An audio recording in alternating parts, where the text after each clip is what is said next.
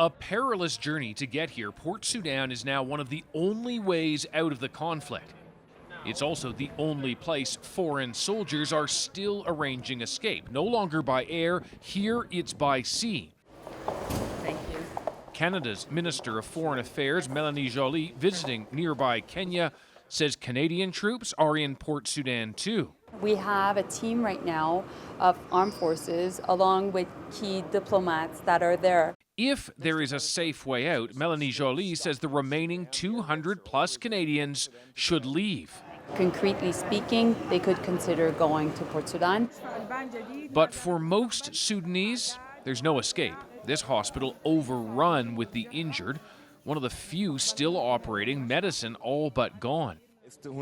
People are exchanging everything they own to buy escape, by ferry up the Nile to Egypt, or overland to Chad and other neighboring states. Meanwhile, fighting rages in the capital, even as supposed ceasefires get extended in a country where a third of the population relied on humanitarian aid before the conflict. Now there's nothing happening because of the war. So we need the UN and others to be able to get down to the ground and continue their work. This is a war about power. This is a war for the sake of control. This is a war for the sake of war.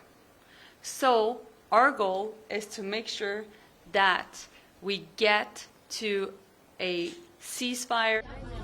The U.S. and Saudi Arabia are leading efforts to have each side stop the killing.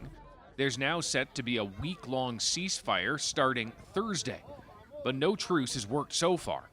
The UN now predicts 800,000 Sudanese will flee the country, creating a massive refugee crisis for the region. David Coleman, CBC News, Nairobi.